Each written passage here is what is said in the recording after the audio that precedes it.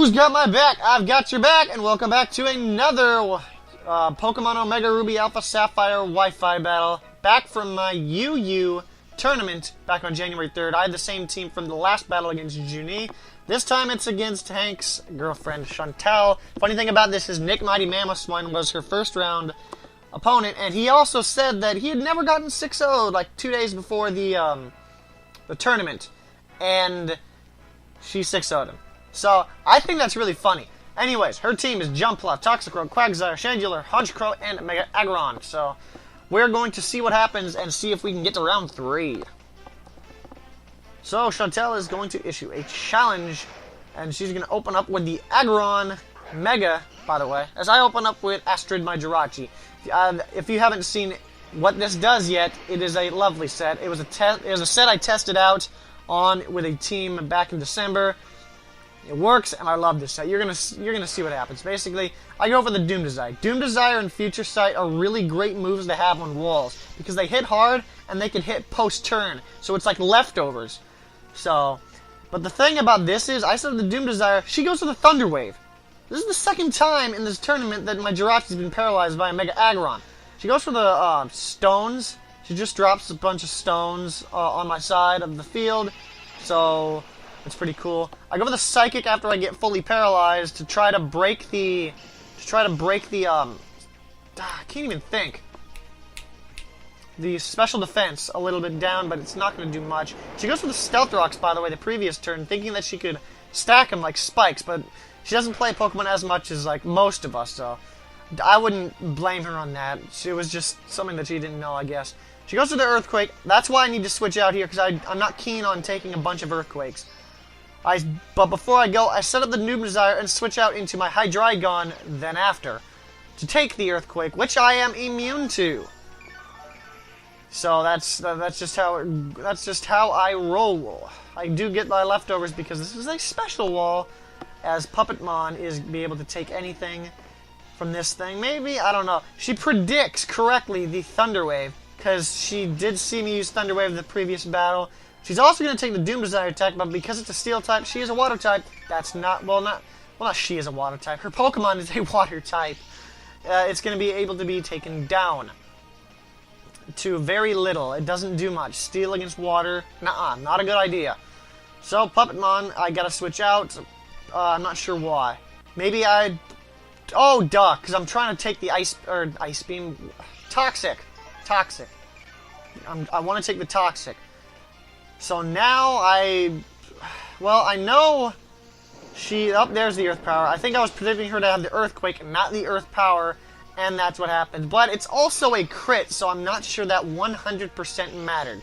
Keep in mind that this is during a stream, so I couldn't, I only looked through the damage calc only once, and that's, yeah, so I only used it once, so I never really looked it up while in battle. So I go into Red Rider here, trying to bait the Grass Knot, and it works because she goes out into her Jumpluff as I set up Stealth Rocks. So that's really awesome. Now the only issue is Jumpluff is even faster than a freaking Infernape. This is a max speed Infernape, and this Jumpluff still outspeeds. It's like, are you kidding me? So she puts me to sleep, and now she can get up a Substitute, which is pretty terrible. Really terrible, because I'm still asleep. Can't do anything. So she's going to Leech Seed me this next turn after she gets her leftovers back. So this Jumpluff, in fact, Chaos in the Sky was in here, and apparently he hates, I think it was Chaos in the Sky. He hates Jumpluff, basically. So when she was using a Jumpluff, he kind of freaked out. So Fire Punch comes through to take out the Substitute. I still am Leech Seeded. I'm not sure what move she does here, if she went for another Substitute, predicting this. No, okay. I keep forgetting that I'm slower than this thing. I'm not used to Infernape being the slower Pokemon, okay? I'm not. But now I have to... Do I switch out here? I'm not sure. I think I just go straight up for the Fire Punch, and she does switch to her Quagsire. Right here to take the Fire Punch. She knows I doesn't have... She knows I do not have Grass Knot at this point, so she's free to go right back into Quagsire. And I am free just to Fire Punch it. It's not going to do much. No burn. it doesn't truly matter that much. She has 2 leftover users, though. I did just notice that now. Because when I'm streaming, I also have to be well aware of, like, commentating the battle. But I can't give away what I'm doing because those freaking stream watchers. So anyways, I go for the U-turn here, just to get off some type of damage. I know it has recover, but it's... I know it does have recover, but it's not truly going to matter that much. I go out in a Puppet Mon here to take the Scald. I resist the Earth Power, or excuse me, I'm immune to the Earth Power. She could have gone for the Toxic, but I think she went for the Scald here only because it was super effective on my Infernape, and my Sash had been broken due to the Leech Seed. But the Sash was basically just so I could get up rocks just in case. So now at this point, I can just go straight up. No, what? I actually switch out and go right back into Red Rider.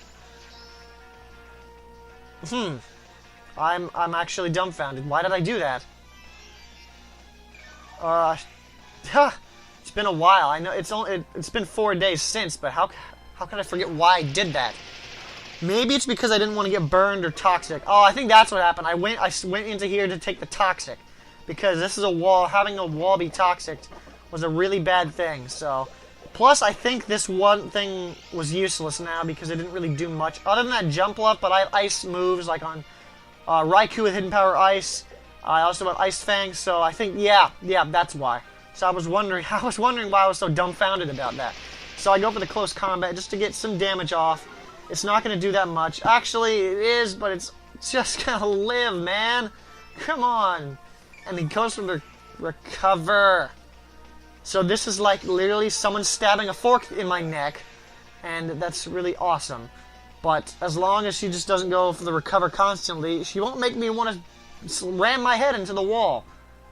Like, pretty much that. So here comes the close combat. One more time, still trying to get off. That sounded really bad. Still trying to get off the kill. I should not do those type of things. But I get the unfortunate crit. I think she was just going to go for the recover constantly. Just recover stall me because I couldn't do anything. She goes out into Chandelure at this point. And I'm still trying to sack this thing off because I really don't need it as much. It's not as valuable to me. Now I figured out this thing is scarfed. So that's the problem. That is the problem. She could have gotten a Jumpluff and then dealt with me that way. I don't have Mach Punch. She didn't have to give away that she was scarfed here, because now I know she's scarfed. So now I resist this, so I can go into here and just... I went for the safe Protect. If Protect failed, I could Protect again. So that way, I could hit Protect twice. I could go for the Protect. I actually go for Ice Fang instead, because I didn't think she would stay in. And she doesn't, and now I can go for the Protect, be +4, and I will be on my merry way. Isn't that awesome? She goes for the Thunder Wave to deal with the speed boost, so now I'm at +2 speed. So that's pretty cool. She's going to withdraw.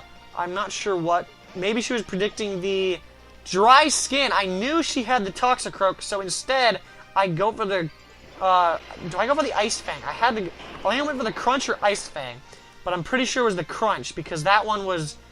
neutral on the Mega Aggron. I do, in fact, go for the Crunch, but look how much damage this does. It's resisted, and it still does. It's still a 2-hit KO, so that's pretty cool. All she can go is for Sucker Punch, but I resist that. Thank you, based Dark Type, and the Crunch will do away with this Toxicroak, which did sweep Mighty Mamoswine, by the way. Ha ha ha ha ha ha ha. Or in the quoting Edna Krabappel, ha! Or the, I can't really imitate her that well. I can just say how she would laugh. Rest in peace to the actress, voice actress. And here we go. The Crunch somehow doesn't even take out this Mega Aggron. Why is Mega Aggron just like literally a walking tank? It's literally a tank with legs. Now, unfortunately, I am paralyzed, but because I'm at +2 speed, I'm pretty sure just I'm at normal speed. That crit did not matter, by the way. But I'm pretty sure I'm at just neutral speed because I'm +2. It cancels out the Thunder Wave. So she goes into this, but now she's faster, unfortunately. And she can go for the Energy Ball. And because of that Thunder Wave, that clutch Thunder Wave, she's able to take me out. So that's just how the Tribal Warrior goes down. You got Smallpox. And unfortunately, I really like the Tribal Warrior. I'm sorry. I can't even pronounce it without seeing the name on me. on the, not on me, it's not like I wanted a tattoo of it, but I know she went for the energy ball, so I'm free to go into this to drop a Dragon Pulse. Did I go for Dragon Pulse? No, I go for Thunder Wave instead, predicting the switch. She didn't have Quagsire anymore, so she didn't have a resist to Thunder Wave, so that means I'm probably going to be faster. Just kidding, though. Unfortunately, she has the Lumberry. Wow. That's incredible how many things she had for this thing. But I go for the Dragon Pulse. Hopefully it can do enough. It can't, and she goes to the Brave Bird. This is a Honchkrow, which gets a ton of attacks. But I live just barely, and the Brave Bird is going to take out the Honchkrow. So this pimp goes down to the gunshots of the gangs, because you can't be a pimp crow without having some things to deal with it. I think I'm not very keen of switching out here. I might have. Nope, I just stay in just to, because I'm not willing to take anything from a Chandelure. I don't think I have anything. I just didn't want to risk anything. Oh, I gotta sneeze. Hang on. Trying to hold in the sneeze and commentate at the same time. So now I can go into Ziggy. Ziggy Hood. Ziggy Ansah. I know there's a couple people in the NFL with the name Ziggy, but the whole Ziggy was because the tail is zigzag. She can switch out here and just go right into a jump off. And I'm pretty sure I just go with the Thunderbolt. It is neutral. It is neutral. I outspeed it. I actually go for the Volt Switch instead, predicting the switch. I can't remember who I went into at this point. But I just, because she didn't have Quagsire anymore. She has no electric immunity, so I could freely go for the Volt Switch. I can go into this thing, an Ice Shard. Or I could actually, nope, I actually have to go for the Ice Shard because I don't have my Sturdy anymore. So I cannot go for the Rock Polish and Sweep. So I just go for the easy Ice Shard. It's clean, so fresh, and so clean. It's the Ice Shard. You know it, you love it. It's such an insurance policy. So she goes out in the Chandelure. Is actually going to go down to the rocks, I believe, because she switched out. And that's the game. So if you like this match, don't forget to hit the like button as hard as you can. And sub if you want to see the rest of the battles, because I got another one coming for you. So I'm not sure when that'll come out. But, as always, keep on fighting the good fight. I've been talking too long.